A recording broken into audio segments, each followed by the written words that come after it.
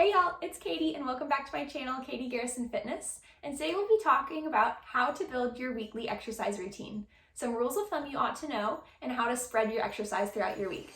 So here we go.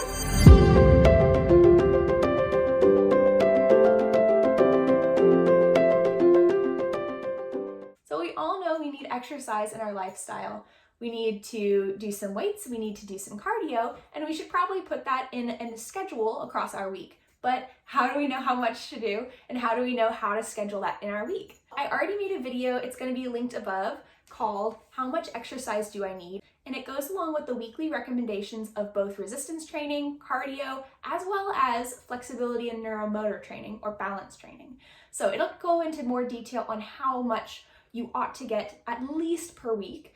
But in this video, we'll talk about how we can sprinkle that exercise across your weekly routine. And so as we go throughout this video, I'll be creating 2 full weeks of exercise, just as an example for y'all, on how to structure that across the week. One is more aimed towards beginner exercisers with just the bare minimum of that recommendation from the U.S. Department of Health and Human Services. That's going to be outlined in that How Much Exercise Do I Need weekly video. And the second schedule that I'll be building is a more advanced schedule. We'll show you how to split up some of that exercise, do some splits, whether it's upper, lower, or push-pull splits across your week as well. So I'll explain what those are in a bit. But first things first, we need to know a few rules of thumb up front so that we can apply those as we build our schedule. So number 1 here, we have to make sure that when we work our muscle groups, we have to give those muscle groups at least 48 hours to rest and recuperate before we work them again. So if we work our legs really hard on Monday, then we want to give those muscles 48 hours to rest before we work them hard again. So we would put them on Wednesday then, if we wanted to work our legs a second time that week. And so this is where we get into something called a split when we're doing resistance training. You can do splits, just like I mentioned, like lower body and then upper body, so you can alternate those throughout your week. You could do lower body Monday, upper body Tuesday, lower body Wednesday, and so on, giving your muscles that 48-hour rest period so that you can work them again. Another common split to do is a push-pull split. So you would change up the motions based on whether the motion is a push motion or a pull motion.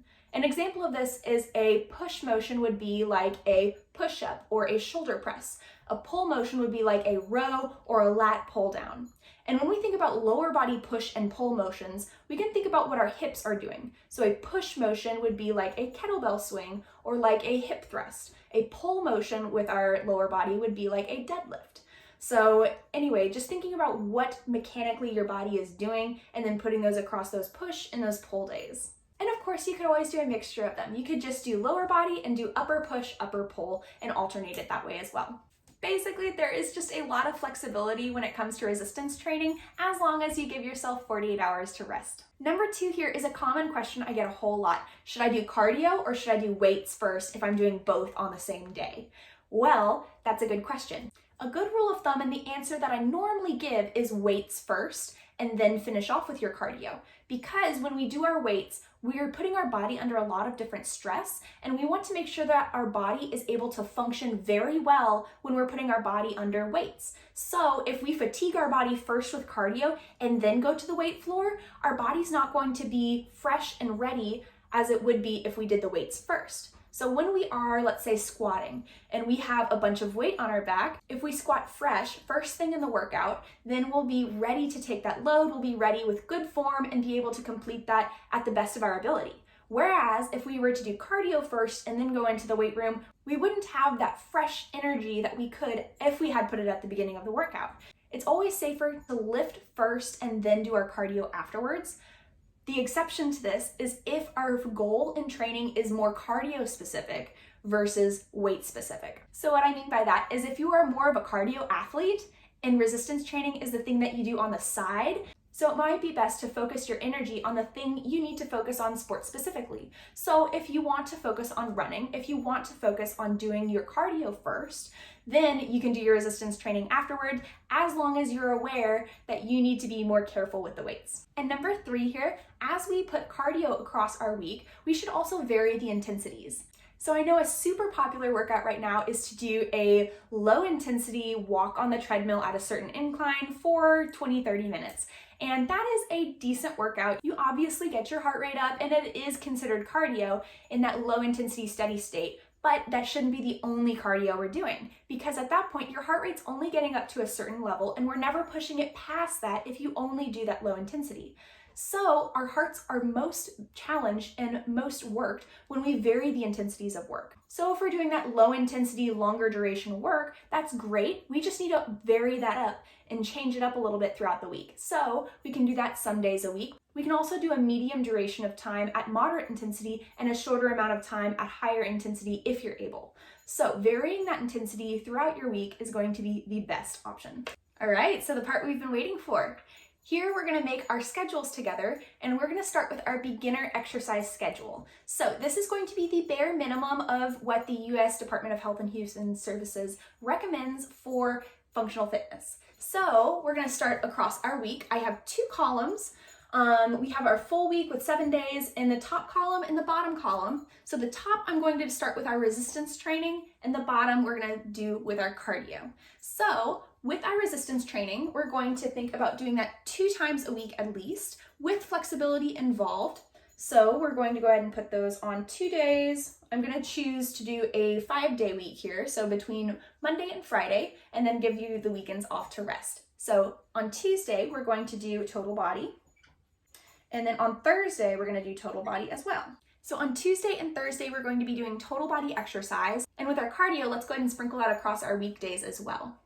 So here I've went ahead and sprinkled in the cardio on our off days during the week. So between our resistance training days, we're going to be doing cardio on Monday, Wednesday, and Friday. And you can see I've also varied the durations of those cardio events. So we have 45 minutes of cardio on Monday, 60 minutes of cardio on Wednesday, and then 45 minutes of cardio on Friday as well. So here we have that full 150 minutes, which is the minimum requirement, of cardio throughout our week. And so that's 2.5 hours total. And of course, if those are too big of time blocks for you to block off for your schedule, or if you just don't want to sit on a treadmill or go to a full hour length duration class, then you can go ahead and do that on one of the weekends as well and add a 6th day in.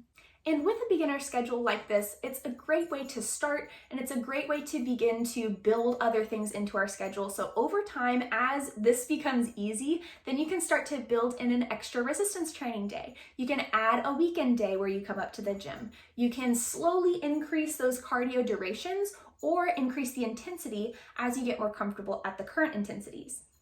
So there's a ton of ways to manipulate this, and there's a ton of ways to increase it over time as you get more comfortable. And like I mentioned earlier a little bit, it's always great to add flexibility to our routine. So if we could cool down with 5 to 10 minutes of flexibility after each workout session, then that would be ideal. And on to the advanced exerciser routine. So here's an example of an advanced exerciser routine. This is first off just the resistance training. So here we have an example of 2 different types of splits we could do throughout our week. If you really enjoy one type of split, you can just repeat that throughout the week if you wanted to, or you can vary it up a little bit and make it more interesting. So first off, on Monday and Tuesday, we have an upper and lower body split. On Wednesday, I went ahead and put in a core day because it's important to add core training to your routine. Whether that's near the end of the workout or whether you have a dedicated day towards core, it's important to include in there as well. And then on Thursday and Friday, I went ahead and put an example of a push and pull day. So here it's total body push and total body pull. But if you wanted to, you could always break that up a little bit more. Like I said earlier, you can do a upper body push, upper body pull, and then a lower body day as well. And here's an example of our cardio routine with this advanced exerciser schedule. So here we have an example of a varied cardio routine where we have the intensities listed above and then the duration listed below. And so here on Monday and Friday, we have high intensity for only 30 minutes. And then we vary that, so high intensity, and then we get a more of a rest for our body. So we do a lower intensity the next day, but we have a longer duration, 60 minutes.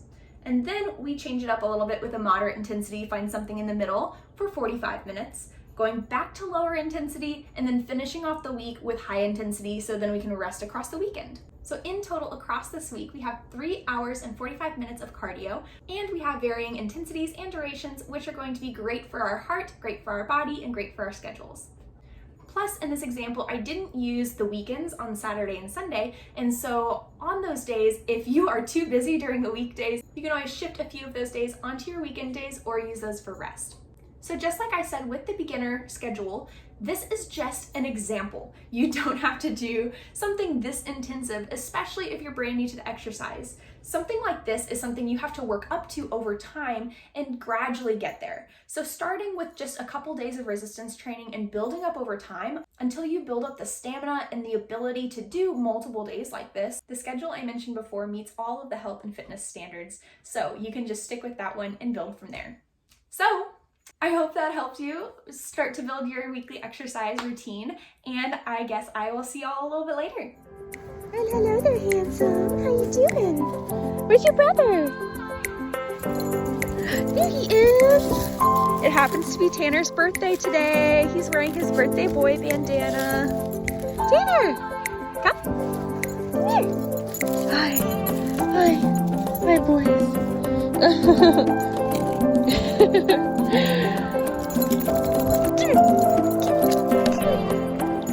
Yeah. And let me just show you these little stickers that I made. So there's 4 different designs right now, and they're all either motivation or healthy reminder stickers. So the first one here is 10,000 steps a day. The second one here I absolutely love. It says sweat is proof that you kicked butt. Hydrate by 8 ounces 8 times a day. And then the next one says do it for the endorphins. So if you're interested in getting one of these stickers, I'll have a link down in the description below. I'm not on Etsy right now. That's my ultimate goal with the products, but I need more quantity of products before I can actually open an Etsy page. So I'm selling them on my website right now. I can ship anywhere in the US, but it is just not optimized on the purchasing. So bear with me until I get enough product up to do an Etsy page, hopefully. So otherwise, go ahead and let me know if you found this video helpful and what your favorite weekly exercise routine is. I'll see you later. Stay healthy. Bye.